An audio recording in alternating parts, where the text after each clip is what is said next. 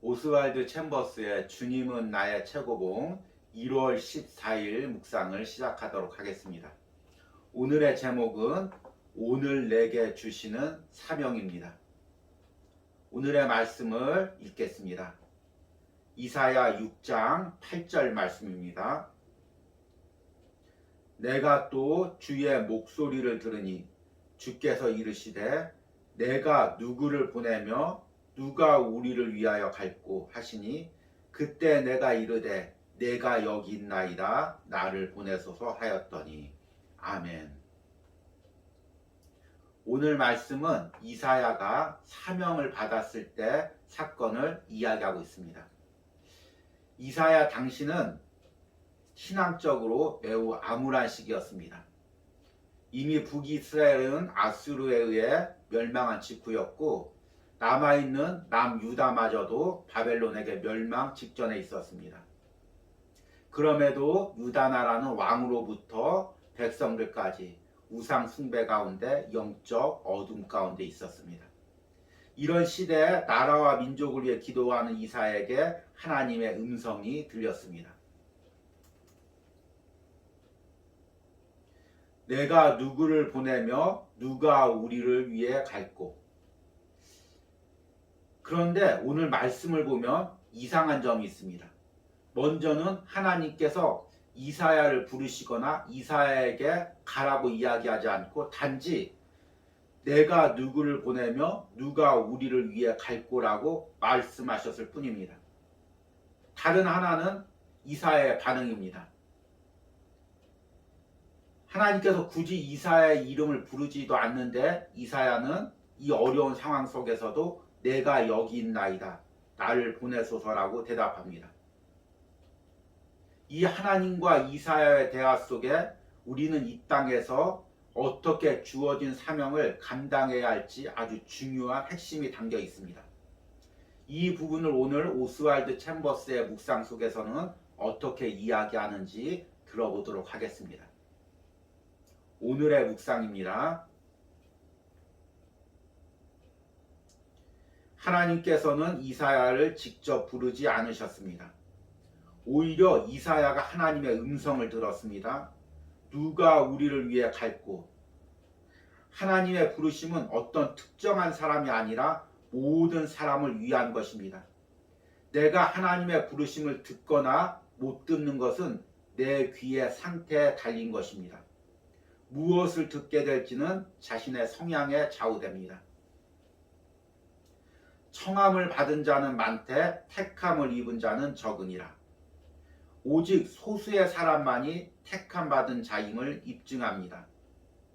택함 받은 자는 다름 아닌 예수 그리스도를 통해 하나님과의 관계 속에 들어가 그들의 성향이 바뀌고 귀가 열리며 언제나 들려오는 아주 조용하고 작은 소리인 누가 우리를 위해 갈꼬라는 주의 음성을 들은 자들입니다.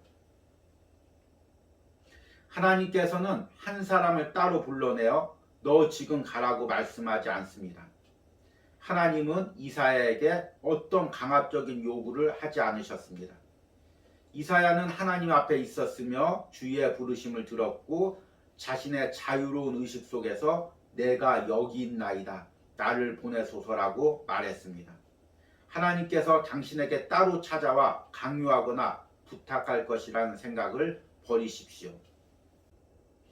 주께서 제자들을 부르실 때도 그들이 거부할 수 없도록 강요하신 적이 없습니다. 나를 따라오라는 조용하지만 적극적인 주의 음성은 오직 매 순간 깨어있는 영혼들에게만 들렸던 음성입니다. 우리가 성령을 통해 하나님을 가까이 뵙는다면 우리도 이사야가 들었던 아주 작은 하나님의 음성을 듣게 될 것입니다. 그때 우리도 완전한 자유함 가운데 내가 여기 있습니다. 나를 보내주소서라고 말하게 될 것입니다. 사명이라는 말처럼 우리에게 부담을 주는 단어는 없습니다. 사명이라는 단어를 들으면 마치 목회자나 선교사가 되어야 한다는 생각이 듭니다. 아무런 자유 없이 사명에 이끌려 평생 살아야 한다는 부담감도 듭니다. 그러나 모든 그리스도인에게는 사명이 있습니다. 물론 그 사명은 타인이 지정해 주는 것이 아닙니다. 내 안에서 성령께서 내가 이 땅에 살면서 하나님이 주신 사명을 매일같이 말씀해 주십니다. 짧게는 오늘 하루 감당해야 될 사명, 길게는 평생 동안 감당해야 될 사명을 말씀해 주십니다. 문제는 내가 이 사명을 거부한다는 것입니다. 더 정확히 말하면 성령의 음성을 무시한다는 것입니다. 매일같이 내 안에서 성령님이 말씀하십니다. 이렇게 예배해라, 이렇게 헌신해라, 이렇게 순종해라. 그런데 우리는 이 성령의 음성을 거부합니다. 부담스럽기 때문입니다. 한번 순종하면 더 순종해야 될 것 같고, 이렇게 성령에게 계속 순종하여 이끌려 가다 보면 내 자유가 없어지고 성령에 끌려다니는 그런 삶을 살까봐 두렵습니다. 그러나 우리가 분명히 알아야 할 것은 하나님은 우리에게 성령을 주셨지만 동시에 자유의지라는 것을 주셨습니다. 자유의지란 하나님이 인간을 창조하시면서 주신 가장 큰 선물입니다. 안타깝게도 아담과 하와는 이 자유의지로 하나님께 영광 돌리는 데 사용하기보다 선악과를 따먹고 타락하는 데 사용했습니다. 그 후에 인간이 타락함과 함께 자유의지도 타락했습니다. 그래서 자유의지가 죄의 노예가 되었습니다. 우리는 내가 자유롭게 세상을 선택한다고 생각하지만 사실은 죄의 노예가 되어 세상 쾌락에 끌려가고 있는 것입니다. 성령께서 내 안에 내주하시면 이 타락했던 자유의지가 다시금 회복됩니다. 그래서 진정한 자유 가운데 하나님이 주신 일을 기쁨으로 선택할 수 있는 것입니다. 이 부분을 오스왈드 챔버스는 이렇게 이야기합니다. 하나님께서는 한 사람을 따로 불러내어 너 지금 가라고 말씀하지 않습니다. 하나님은 이사야에게 어떤 강압적인 요구를 하지 않으셨습니다. 이사야는 하나님 앞에 있었으며 주의 부르심을 들었고 자신의 자유로운 의식 속에서 내가 여기 있나이다. 나를 보내소서라고 말했습니다. 하나님께서 당신에게 따로 찾아와 강요하거나 부탁할 것이라는 생각을 버리십시오. 오늘도 내가 조용한 시간 가운데, 조용한 장소 가운데 주님께 기도하시기 바랍니다. 그러면 내 안에 계신 성령님께서 내게 하시는 말씀을 들을 수 있을 것입니다. 오늘 하루도 내가 감당해야 할 일을 말씀해 주실 것입니다. 그리고 그 일에 순종하면 그 다음 일도 가르쳐 주실 것입니다.